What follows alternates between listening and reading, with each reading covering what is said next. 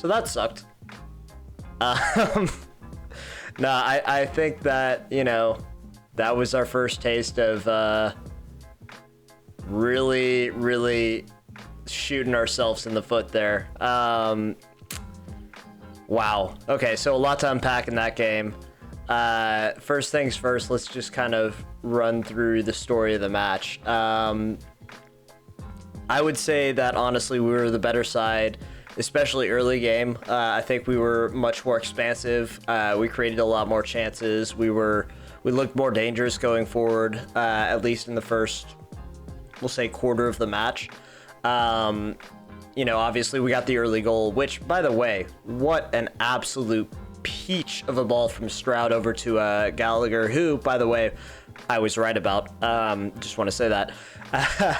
The man needs to be starting. I think he submitted his place there just by being as dangerous as he has been so far, but actually finally getting a finish. He's definitely cemented his place in the first team for me, at least until he really starts, you know, putting himself out of it by lacking goal scoring opportunities. So I think right now he's cemented as our first choice, and I can't really see any arguments for Hosen at this point. Great finish, great touch, great ball, excellent move, right? But after probably 35 minutes, Kansas City really built themselves into the game, and there was a period before half that it was all just them in our half of the field, you know, winning the ball back, playing it, getting a chance.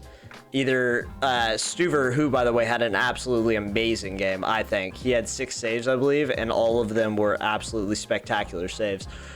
He really kept us in it during that period of play. And we were almost lucky to make it to the half still up a goal. You know, they really dominated the end of this first half, and, you know, we got into this halftime, we regrouped, and we actually came out strong again, you know, until Alex Ring made that tackle. You know, I can't be too hard on the guy because I really like how he plays. I said a few episodes ago that he was leading the league in tackles, which is exactly what I want from my center mid, especially a 6.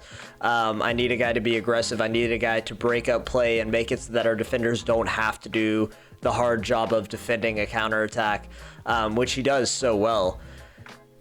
It's just when you have a guy that likes tackling that much and is that aggressive in breaking up play, you're going to have games like this where, you know, he goes into 2 challenges that he probably shouldn't have gone into and gets himself sent off. I tweeted at the time that it would be, you know, a big test of our character to see how we went forward in that match, especially with 30 minutes to go, losing our captain and arguably our best midfielder, definitely our best defensive midfielder. And for the most part, I'm actually not that disappointed with how we played, how we responded. I think that obviously, you know, you need to drop in, especially against a team like Sporting Kansas City, who is a very good side. Away, you know, they're getting their fans back for, I think, the first time this season. And if I'm wrong, then correct me in the comments. But, you know, they had all the momentum with them. They had just seen our best center midfielder and our captain get sent off. You know, all the momentum's with them. That's a huge boost for any team. And it really put us under the cosh in terms of, you know, being really underdogs to come out with any points, little in a victory. And we made it to the 82nd minute without conceding. That's not to say that they weren't completely dominating us after that red card, which they absolutely were. But we did a decent job of holding out. You know, I think we showed a lot of... I don't know how to put this politely. A lot of resilience, we'll say, in our defending, you know, our ability to get in front of shots, our ability to throw ourselves in the way of the ball, and do whatever it takes to defend chances. But eventually, you know, they broke us down and ended up scoring in the 82nd, and then I believe in stoppage time, you know, the 90 plus 1 or something like that. Very unfortunate, but these things happen, you know, it happens. It's something that we're going to experience. It won't be the last time, especially even this season. You know, the MLS is a crazy, super, you know, physical, super fast paced league. and you're going to get guys going into tackles late or going into tackles that they probably shouldn't be stepping in on.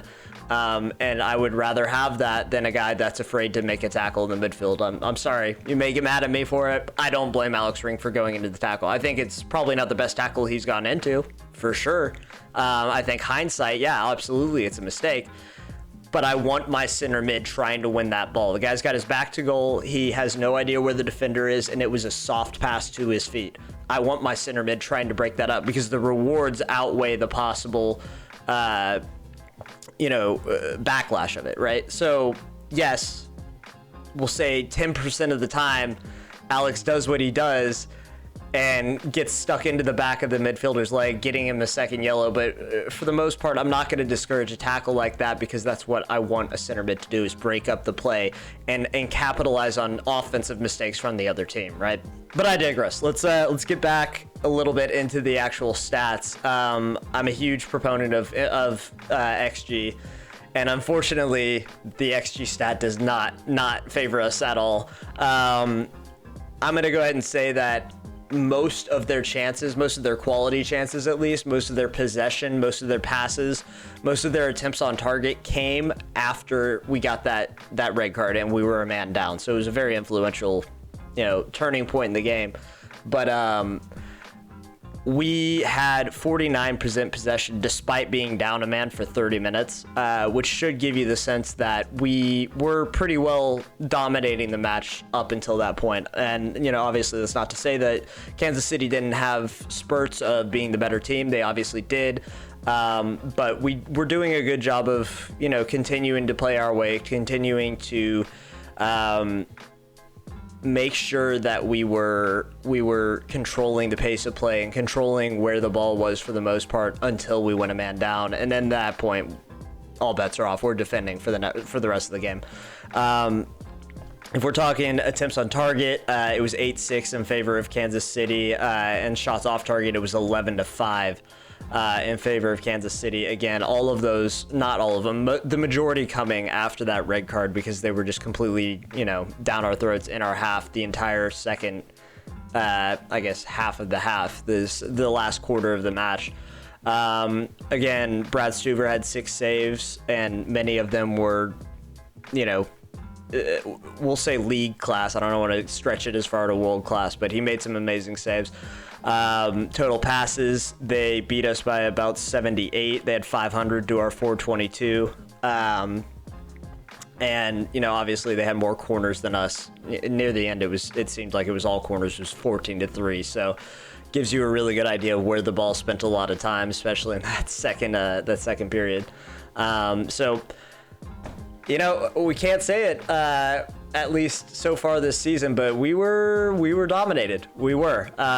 It's something that's going to happen. It's something that, really forges quality teams in that, how do you regroup from this? How do you rebound from this? How do you look at this and say, okay, are we just going to let this derail our entire season, or are we going to bounce back, learn from our mistakes, and move forward together and fix the errors that we were making? So before we move on to next week's game, and I know we're all kind of anxious to move on and not talk about this one so much, I want to talk about kind of some standout performances that I saw.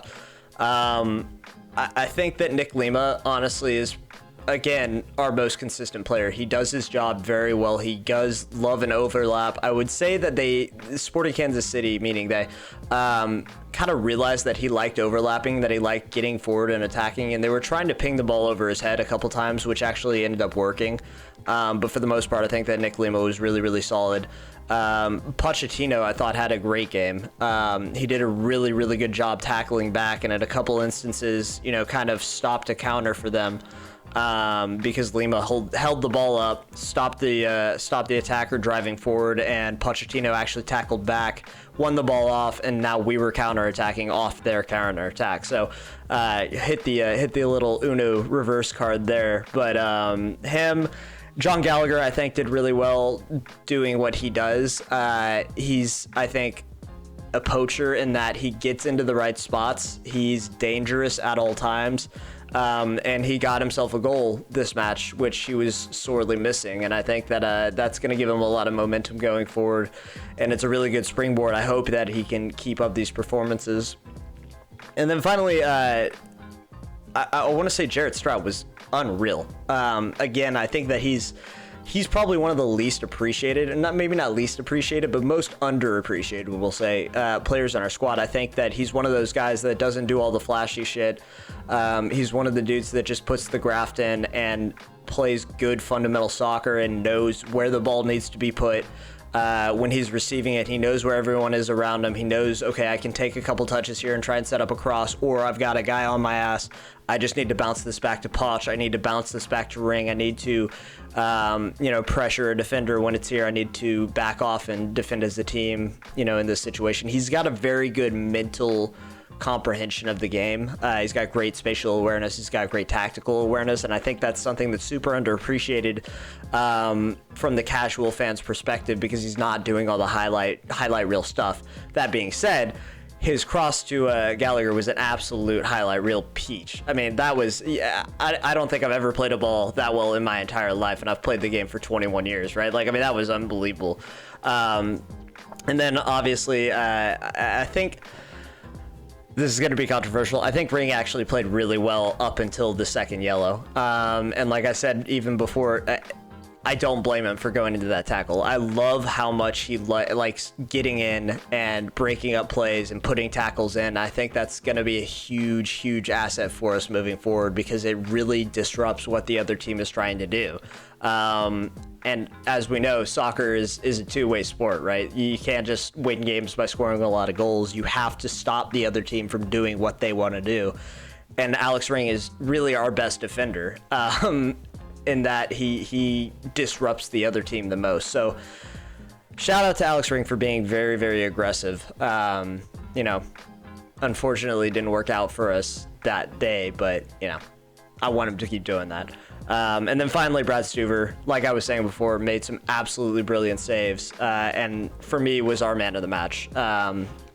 I think he kept us in it. I think that Kansas City, as I said, almost had 3 goals XG. He only let in 2.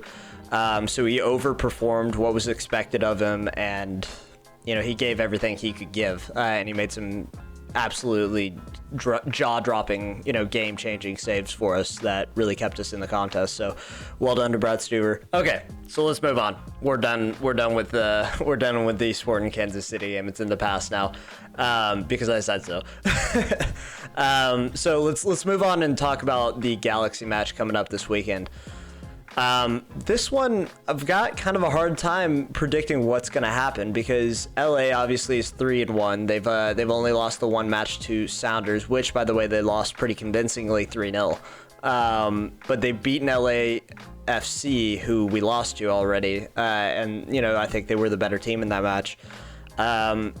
Let's look at their stats so far. They've had an XG average of 1.4 per game, but they've been scoring 2.5 per game, meaning they're scoring almost a goal more than you would expect each match based on the attempts they're creating, which is kind of scary for us, which means they're being very clinical with their chances, and knowing our defense, we give up quite a few chances. That being said, we've been allowing 1.89 expected goals per game, but we've only allowed 1.25 actual goals per game. What that means is our keeper is absolutely playing lights out and overperforming what he should be doing. So hopefully Brad can stand on his head, to use a hockey term, and keep LA out again. Maybe a tall order, especially with Chicharito looking like he's just bagging goals for fun recently.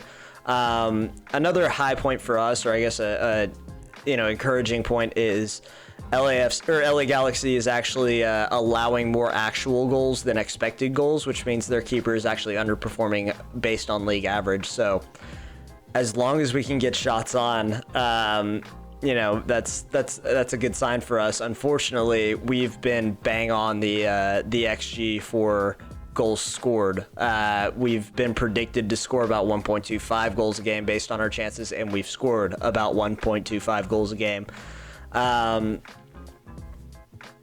could mean we have trouble scoring. I'm not gonna lie. One other stat that has me a bit worried is LA Galaxy has scored in every game they've played other than the Sounders match. And they've scored the first goal in every match they've played other than the Sounders match. So they start strong and they generally get at least one goal.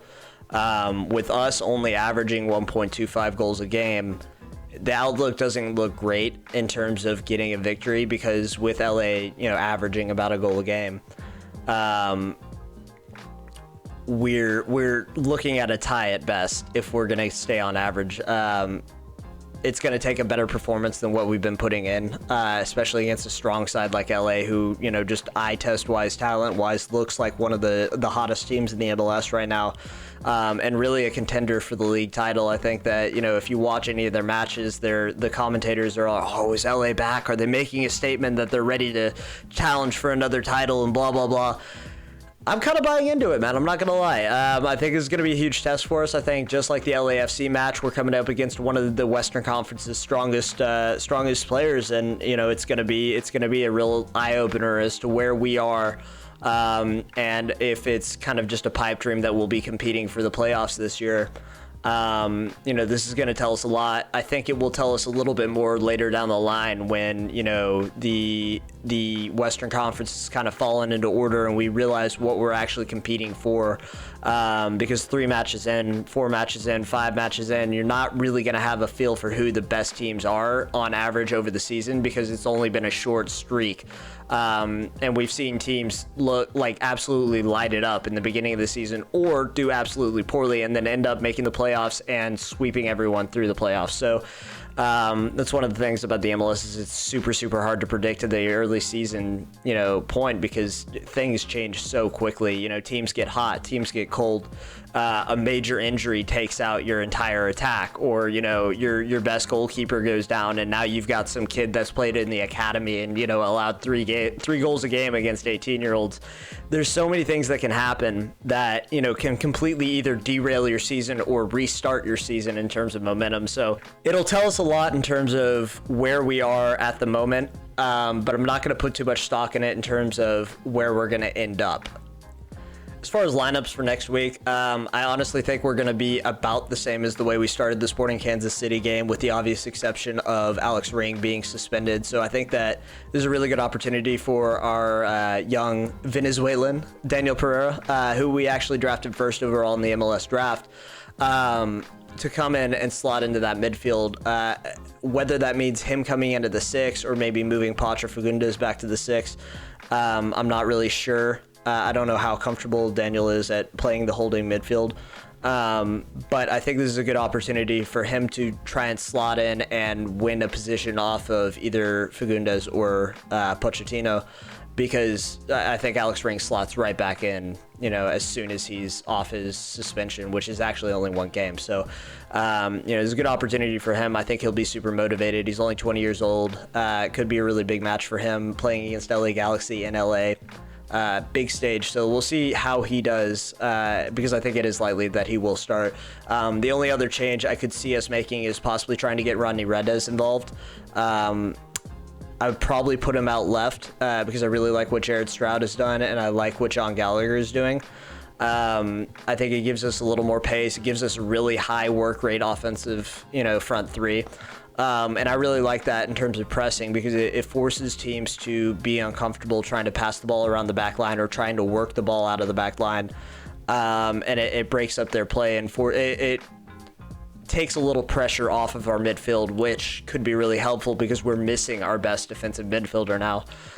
So I would like to see us try and upgrade our pressing, our high press, and keep the pressure off of our midfielders as much as we possibly can defensively. So finally, let's get to the nitty gritty. What's the prediction? I'm not gonna lie, I'm kind of split on this, because my objective brain tells me that LA is most likely gonna win this game, but in my heart of hearts, I still trust us to come through with the result. So I'm gonna give it a 2-2 draw, which I actually think is a very good result against LA Galaxy away.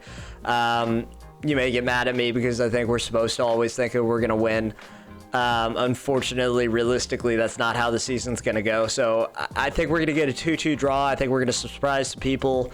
And we're gonna come from behind on the second one. It's gonna be 2-1, and we're gonna get a late draw out of it, and pick up a valuable point in the Western Conference against some very good competition. So there you have it. You know what's gonna happen in the next match? 2-2 draw. You don't even need to watch it, man. I got you covered. Don't worry about it. Make sure you're tuning in every week. You know, maybe hit the subscribe button, hit the bell, get some notifications going. You know how it is.